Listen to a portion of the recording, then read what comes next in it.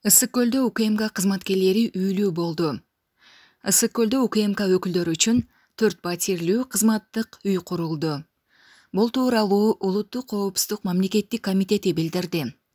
Жети Өгүз районундагы Кызыл Суу айылында жайгашкан үйдүн курулушу соңуна чыгып, бүгүн 3 ноябрда пайдаланууга берилди.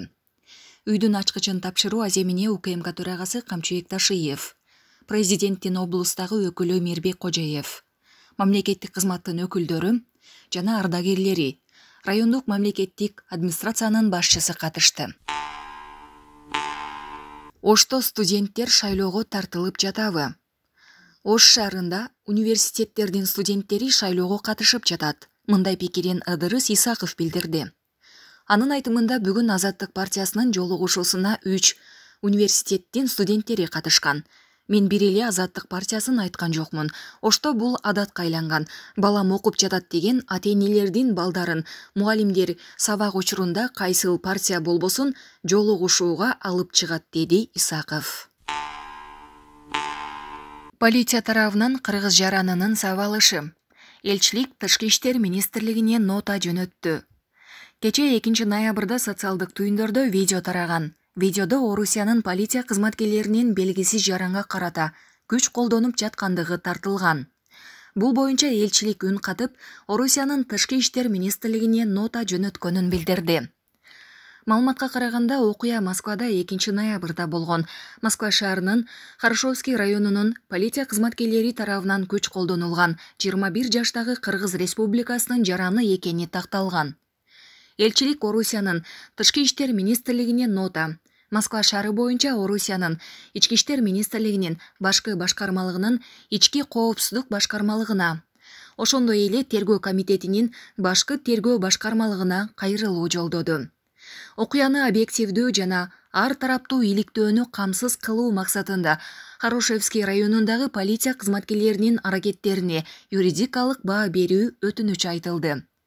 Кыргыз Республикасынын жаранынын укуктарын жана кызыкчылыктарын коргоо боюнча бардык чаралар көрүлүп жатат деп айтылат маалыматта. Дайыр Исмадияров уулу менен түшкөн видеосу үчүн 3000 сом айыпка жыгылды.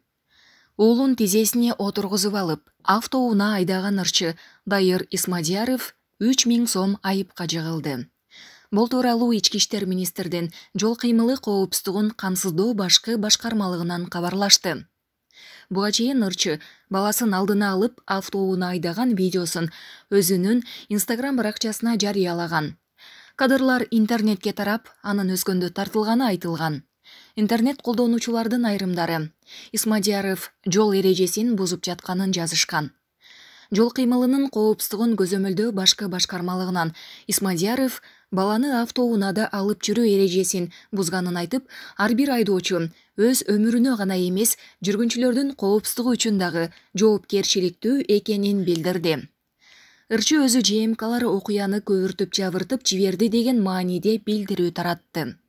Эртең менен турсам, Кыргызстанда башка жаңылык жок калгандай, баары мен жөнүндө жазыптыр.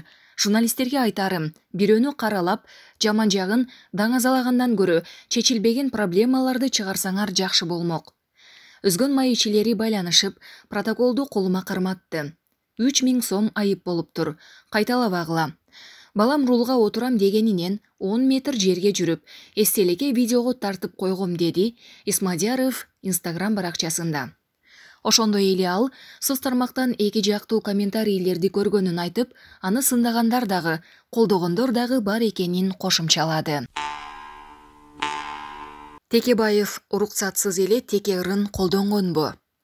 Кече соц тармакта Ата Мекен партиясынын агитациялык ролиги жарыяланып, анда кыргызстандык рэперлердин теке деген ыры жаңырган.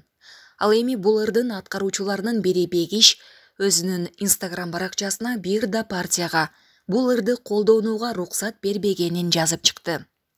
Белгилей кетсек, 2017 жылы Бегиш менен Баястан теке деген ырын чыгарышкан.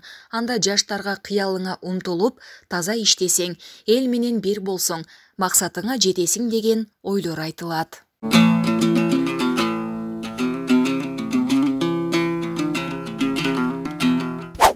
Сот Равшан Жээнбековду үгүт иштерине бошоткон жок. Бишкектин 1-май райондук сотунда 2019 жылдын 7-8 августунда Кой Таш айылында болгон окуя боюнча соттук отурум болуп өттү. Отурумдун жүрүшүндө адвокат Самир Жошев экс-депутат Равшан Жээнбековдун баш коргоо чарасын өзгөртүү боюнча кайрадан өтүнүч келтирди. Адвокат анын депутаттыкка талапкер катары катталганын, аны жоопко тартууга мүмкүн эместигин түшүндүрдү. Кеңешме бөлмөсүнөн чыгып бараткан судья Азирет Медеров чечимди окуду. Ага ылайык адвокаттын өтүнүчүн канааттандыруудан баш тартты. Ал Равшан Жээнбеков 2019 жылы башкача айтканда депутаттыкка талапкер боло электи кармалганын билдирген. Кошумчалай кетсек, сот буга чейин Равшан Жээнбековго чет өлкөгө дарыланууга уруксат берген эмес. Азирет Медеров белгилегендей, сотко айыпталуучунун олуттуу оору менен ооруп жатканы тууралуу документтер берилген эмес. Галина Байтерек КТРКга кайтып барышы мүмкүн. Кайсы кызматка? Президент Садыр Жапаровдун мурдагы маалымат катчысы Галина Байтерек КТРКга башкы директордун орун басары болуп кайтып барышы мүмкүн. Бул тууралуу айрым ЖМКлар өз булактарына таянуу менен жазып чыгышты. Бирок КТРКнын байкоочу кеңештин мүчөсү Жылдызбек Керимбаев журналисттерге Галина Байтеректин талапкерлигин кароо боюнча сунуш келбегенин билдирди. Ушундай кептер тарап жатат, бирок бул маалымат бизге расмий келген жок. Байкоочу кеңеш чакырылган жок. Биз дайындоо менен алектенбейбиз. Биз сунушталган талапкерлерди гана колдойбуз же колдобойбуз. Азыркы директордун орун басары менин билишимче кете элек, деди ал. Булак Серепкейчи. Аксай менен чектеш жерде тажик тарап курулуш ишин токтотту. Баткен районунун Аксай айылы менен чектеш Тажикстандын Хожо Алу айылындагы курулуш иштери токтотулду. Бул тууралуу президенттин Баткен облусундагы ыйгарым укуктуу өкүлчүлүгү билдирди. Маалыматка ылайык, эки тараптуу сүйлөшүүлөрдүн натыйжасында тажик тарап такталбаган аймактагы курулуш иштерин токтотту. 30 октябрда Баткендеги аталган аймакка тажик жарандары тарабынан көпүрө үчүн курулуш иштери жүргүзүлүп жатканы аныкталган. Аталган факты боюнча Тажикстандын Хожо Алу айылындагы чек ара башчысы менен Көк Таш чек ара постунун башчысы сүйлөшүү жүргүзгөн. Ошондой эле бул маселе боюнча Аксай жана Чорку айылдарынын башчыларынын да сүйлөшүүсү болуп, курулуш иштери толугу менен токтотулган. Айпери Медет кызы 23 жашка чейинкилер арасындагы дүйнө чемпиондугунда жарым финалга чыкты.